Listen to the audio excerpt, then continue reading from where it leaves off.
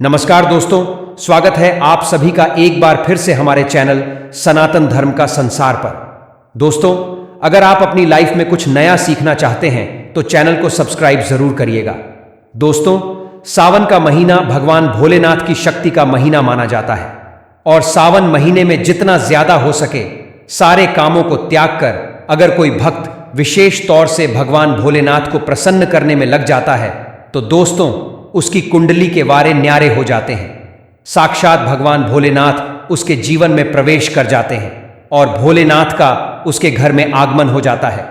इसी वजह से दोस्तों सावन का विशेष महत्व रहता है।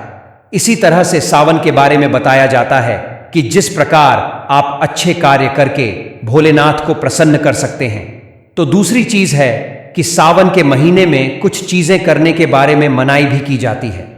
इन चीजों का अगर आप सावन के महीने में पालन करते हैं तो परिवार में खुशियां रहती है, अन्यथा आपको दुखद प्राप्ति भी हो जाती है। तो दोस्तों, आज हम बताने वाले हैं कि कितना भी जरूरी क्यों ना हो, कोई आपसे इन चीजों को उधार मांगे तो सावन के महीने में भूल कर भी ये 4 चीजें किसी को भी ना दें, अन्यथा आपके परिवार में कंगाली देखने को मिल सकती है। और दोस्तों, आगे बढ़ने से पहले आपसे निवेदन करते हैं कि वीडियो को लाइक जरूर करिएगा, दोस्तों को शेयर कर दीजिएगा और अगर आपने अभी तक चैनल को सब्सक्राइब नहीं किया है तो चैनल को सब्सक्राइब करके बेल आइकॉन जरूर दबाइएगा। अब दोस्तों, होता है आज के समय में उधार देना या लेना हर व्यक्ति के जीवन में जरूरी हो जाता है। कोई किसी को उधार देता है तो इस बात के लिए कि उन्हें उनके जीवन में अच्छी चीजें वापस प्राप्त हो, तो इसकी वजह से वो उधार देता है। तो कुछ व्यक्ति सामाजिक सरोकार निभाने के लिए उधार देते हैं, लेकिन दोस्तों सावन के महीने में आप ऐसा करते हैं तो आपके जीवन में कंगाली विद्यमान हो जाती है। बात करते हैं सबसे पहले चीज की। सावन के सबसे पहली चीज तो यह है कि भोलेनाथ से जुड़ी किसी भी प्रकार की चीज आप किसी व्यक्ति को उधार ना दें। जैसे कि भोलेनाथ से जुड़ा किसी भी प्रकार का फल, भोलेनाथ से जुड़ा किसी भी प्रकार का वस्त्र और भोलेनाथ से जुड़ी पूजा की सामग्री आप भूलकर भी किसी को उधार या दान के तौर पर भी ना दें, क्योंकि माना जाता है कि अगर आप इस प्रकार की सामग्री दूसरे व्यक्ति को देते हैं तो दोस्तों आपके घर से भोलेनाथ दूसरों के घर चले जाते और आपको वो नहीं प्राप्त हो जाता जो भोलेनाथ आपके लिए करने वाले थे। तो सबसे पहले आपको इस बात का ध्यान जरूर रखना चाहिए। इसी तरह दोस्तों, सावन का महीना धन प्राप्ति का महीना माना जाता है। भोलेनाथ साक्षात आपके घर के अंदर आगमन करने के लिए आते हैं, तो इस बात का आपको ध्यान जरूर रखना चाहिए कि सावन के महीने में भूलकर भी कोई व्यक्ति आपसे धन उधार मांगने के लिए आता है तो आपको उसे उधार रुपए नहीं देने चाहिए और सावन में किसी अन्य व्यक्ति से उधार भी नहीं लेना चाहिए। ऐसी मान्यता है कि सावन के महीने में आप उधार देते हैं या लेते हैं तो वो आपका धन कभी भी लौट कर नहीं आता और जो धन आपने किसी अन्य व्यक्ति से लिया है वो कर्ज आपके ऊपर चढ़ता जाता है, वो कर्ज आपसे उतरता नहीं है। इसी वजह से ऐसा करने की मनाही की जाती है। इसी तरह दोस्तों, सावन का महीना भगवान भोलेनाथ को दूधाभिषेक करने का, भगवान भोलेनाथ दही अभिषेक करने का महीना माना जाता है और भगवान को सफेद चीजें चढ़ाई जाती है। लेकिन दोस्तों इस बात का ध्यान रखें, सावन के महीने में अगर भोलेनाथ को चढ़ाने के अलावा कोई व्यक्ति सुबह सुबह के समय आपसे दूध, दही, छाछ या संध्या काल के समय में उधार मांगने के लिए या ऐसे ही मांगने के लिए आ जाता है तो आपको भूलकर भी किसी अन्य व्यक्ति को ये नहीं देना चाहिए। अगर आप भोलेनाथ को चढ़ाने के अलावा ऐसा कार्य करते, आप समझ लीजिए कि आपके घर की लक्ष्मी दूसरों के घर चली जाती है और साक्षात भोलेनाथ के क्रोध का भी आपको सामना करना पड़ता है। इसी तरह दोस्तों, अगर आप किसी व्यक्ति को गिफ्ट देना चाहते हैं या गिफ्ट के तौर पर कुछ चीजें देना चाहते हैं तो सावन के महीने में भूलकर भी आपको किसी को भी अपनी पहनने वाली घड़ी या बाजार से नई घड़ी खरीदकर आपको नहीं देनी चाहिए, क्योंकि हर व्यक्ति के साथ उसका समय अच्छा या बुरा चलता रहता है। आपको घड़ी किसी से लेनी भी नहीं चाहिए। अगर किसी व्यक्ति का समय अच्छा है या आपका भी समय अच्छा चल रहा है और अगर आप किसी अन्य व्यक्ति को अपना समय दे देते हैं तो दोस्तों आपको आने वाले समय के अंदर अच्छे परिणाम देखने को नहीं मिलते हैं। तो इस बात का आपको जरूर ध्यान रखना चाहिए। इसी तरह सावन के पवित्र महीने में कुछ चीजें ऐसी होती हैं जो आपके घर के समृद्धि से जुड़ी होती हैं, वो आपको को भी उधार नहीं देनी चाहिए, वो भी संध्या काल होने के बाद। जैसे कि दोस्तों कोई आपसे लहसुन, प्याज, दूध, दही मांगने के लिए आता है तो जब सूर्योदय होता है, सावन के समय सुबह सुबह या सूर्यास्त हो जाता है, इन दोनों समय में आपको घर की समृद्धि दूसरों को भूलकर भी नहीं देनी चाहिए। माना जाता है कि अगर आप ऐसा करते हैं तो आपके घर की समृद्धि दूसरों के घर चली जाती है और आपको उसका अच्छा परिणाम देखने नहीं मिलता है। इसी तरह दोस्तों, सावन के पवित्र महीने में आपको उन बातों का ध्यान जरूर रखना चाहिए जो दान पुण्य से जुड़ी होती है। दान पुण्य करना हिंदुस्तान की परंपरा रही है। हर व्यक्ति दान पुण्य करके सावन के पवित्र महीने का लाभ उठाता है। लेकिन सावन में आपको दो प्रकार के वस्त्र ना तो बाजार से खरीद कर ले आने चाहिए और ना ही किसी व्यक्ति से उधार लेने चाहिए और ना ही किसी व्यक्ति को उधार देने चाहिए। इसके पहली चीज होती है काले और सफेद वस्त्र।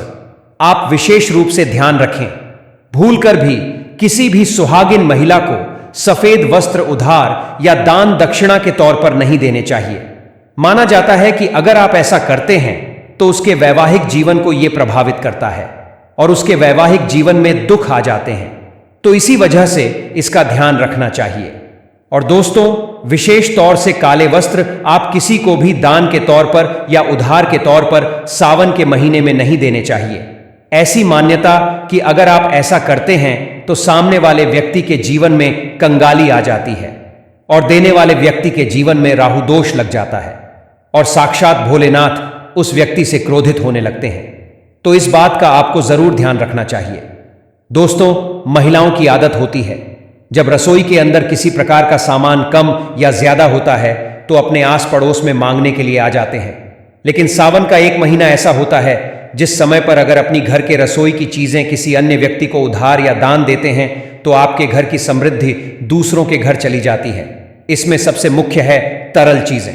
दोस्तों, तेल, घी या फिर अपने घर की हल्दी, ये तीनों चीजें सौभाग्य के प्रतीक मानी जाती हैं। जिस घर में ये चीजें होती हैं, माना जाता है कि सावन के महीने के बाद उनके घर में समृद्धि बनी रहती है।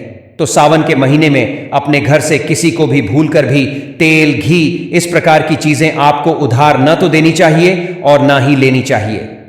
अगर आप ये गलती करते हैं तो देखते ही देखते आपके परिवार पर दुखद परिणाम देखने को मिल सकते हैं और आपके घर की समृद्धि दूसरों के घर चली जाती है। इसी तरह सावन के महीने में अगर आप किसी व्यक्ति को दान देने की सोच रहे हैं तो आप नए कपड़े दे सकते हैं, काले और सफेद रंग को त्याग कर। जो आपके अपने पहने हुए और अपने पुराने कपड़े भूलकर भी किसी को भी दान के तौर पर या पहने हुए कपड़े किसी को भी ऐसे नहीं देने चाहिए। माना जाता है अगर आप अपने पहने हुए कपड़े किसी अन्य व्यक्ति को देते हैं तो याद रखिए आपके पहने हुए कपड़ों के साथ आपकी समृद्धि जुड़ी हुई होती है। अगर वो दूसरों के घर चली जाती है तो आपको कंगाली या फिर इस प्रकार की चीजों का सामना करना पड़ता है जो आपके परिवार के लिए अच्छी नहीं होती। तो इस बात का ध्यान रखें।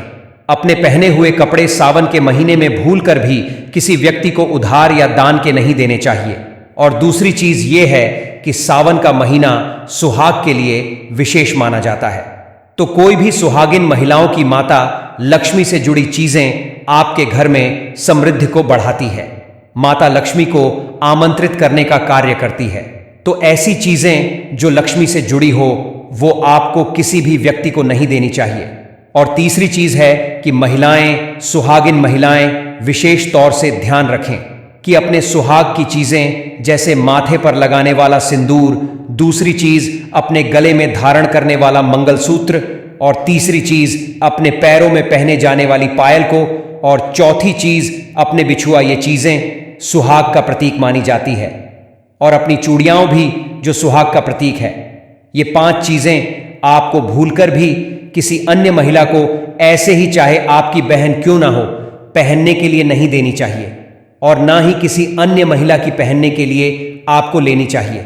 इस आप ध्यान रखेंगे तो दोस्तों निश्चित तौर पर आपको इसका प्रभाव देखने को मिल जाएगा और देखते ही देखते भोलेनाथ की विशेष कृपा भी आपको देखने को मिल जाएगी।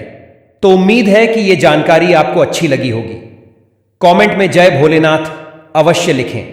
आज के लिए बस इतना ही। दोस्तों, अगर आपको यह वीडियो पसंद आया है तो वीडियो को लाइक करिएगा, दोस्तों को शेयर जरूर करिएगा और चैनल को सब्सक्राइब करके बेल आइकॉन जरूर दबाइएगा ताकि आने वाला ज्ञानवर्धक वीडियो आपको सबसे पहले मिले।